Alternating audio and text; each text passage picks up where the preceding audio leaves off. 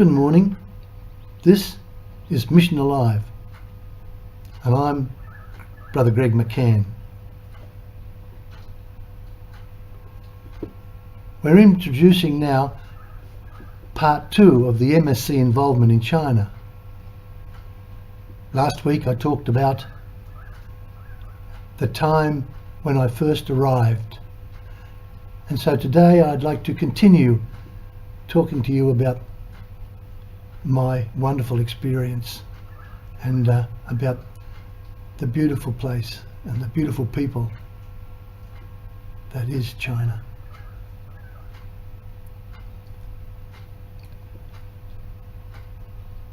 I enjoyed the times in Fuzhou very, very much. They often say that your heart is in the first place that you get sent to. And teaching at Fuzhou was a real pleasure. The teachers would go together every morning on the bus. You can see them up there. There's yours truly. And there are some of the teachers in the bus.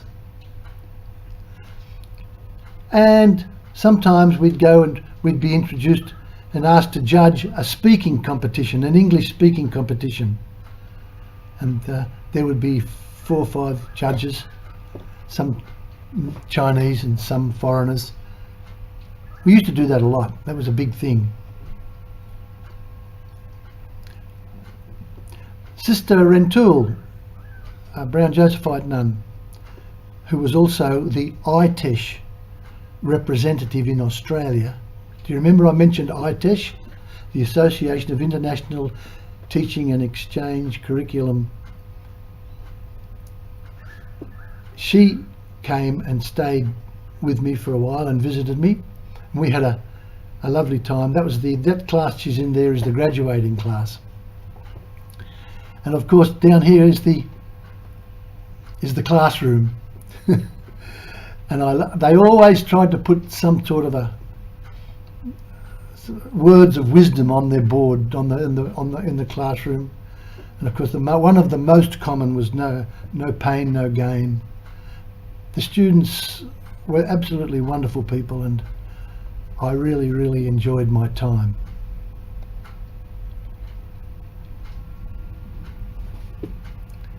So my apartment at Fuzhou was on the banks of the Mingjiang River,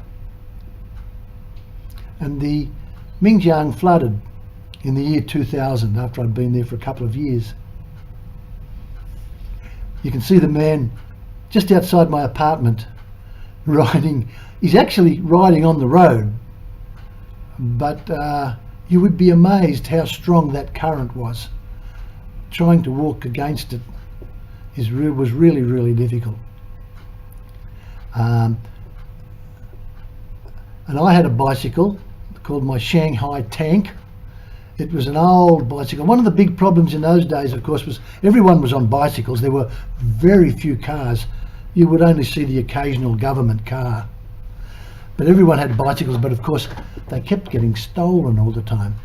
There were bikes being stolen left, right and centre. But my bike was never stolen because my students used to say, nobody will take your Shanghai Tank. It's too heavy, too old and too battered. But I enjoyed that bike and it was very good to me. I used to be able to put my week's supply of food and goods in the tray on the front and in my backpack, and when I was doing my shopping. It was called a wonderful time, and of course I was a lot younger then than I am now.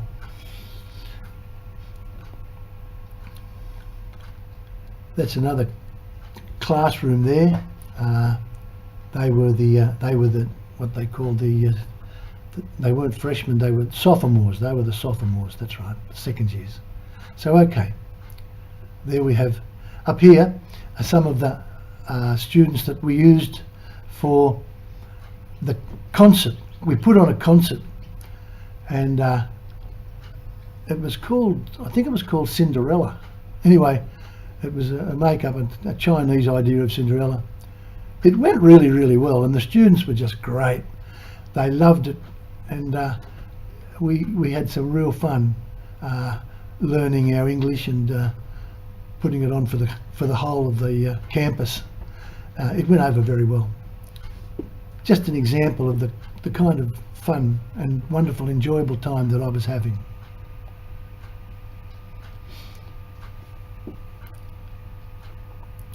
During this time in China, the growth was extraordinary.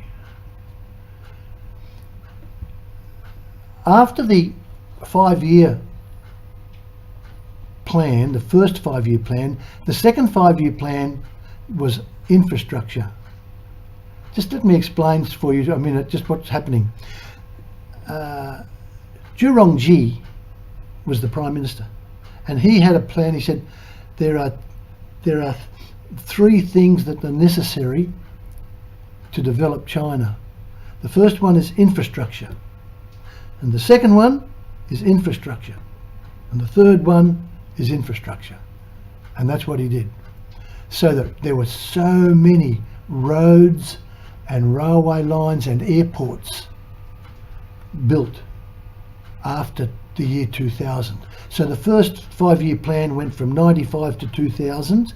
Fuzhou was starting to be developed after 1999, as I said, because it was the last place to be developed as punishment for keeping for keeping Chiang Kai-shek. So now Fuzhou was starting to become developed, and it was just an example here you can see of some of the things that they did. I took these photos in 2003, so I took them, most of these, from the bus going to school going to university of a morning.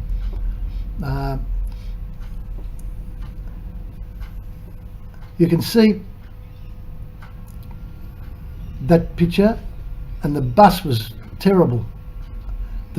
So nobody worried about the road at this stage because they were fixing up the roads, and that's the same photo some months later. There's another one. See, that's a bridge being built. That's a bridge being built. There's that little house there. There's the bridge finished, and there's that little house again. The whole place. There's the bridge, there's the house, there's the bridge, and there's the house. Extraordinary.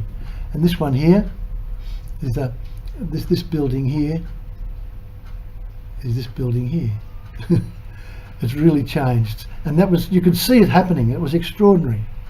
There were things that were going on, and I'll just say I was extremely blessed to be there during these exciting times, and I never ceased to wonder at the patience and the tolerance of the people who were being constantly inconvenienced, me included. It was awful going to campus in the bus. The bus trip to campus was normally about 20 minutes or so, and it was during those days it was terrible. We used to have terrible times, but it was all a part of development, and this development was to continue in Fuzhou for quite some time. So also, while I'm in Fuzhou, I'd like to just mention to you about the organising of the twin cities of Fuzhou and Nowra. One day I went into the Mayor of Nowra's office when I was on holidays. Mayor Greg Watson was there, and I said, would you be interested in twinning with Fuzhou? And he jumped at the idea and really took it on board. It was wonderful. You can see the organising of the two cities. You can see the delegation from Shoalhaven, and a big banner made for them by the local people, the local government. And then another photograph of the delegation with Greg Watson and his wife Robin. And then they used banquets one after the other. That's the lady in charge of it. She's actually the secretary to the Communist Party, this one here, Miss Wang, and she put on lots and lots of banquets and organised hotels and staying accommodation and things like that for the delegation.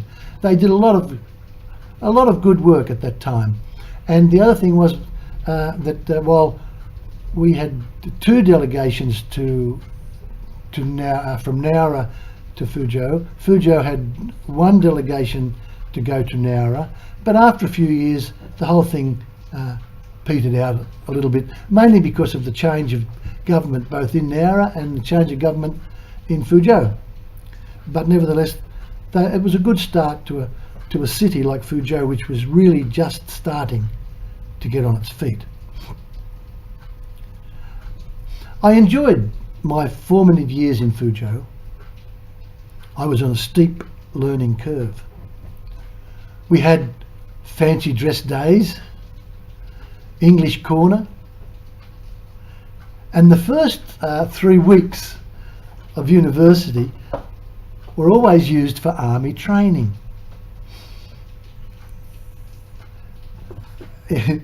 And that was really interesting. I took that photograph when I was there, and I said, I've captioned it, this photograph here is the most dangerous job in the world.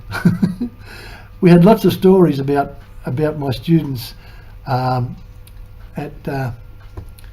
university when they'd started. They were all freshmen, so they'd come in, didn't know each other.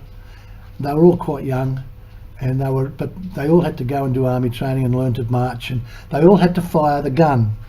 And I can remember the students saying, "Oh, Mr. McCann, I fired the gun and I didn't hit the target."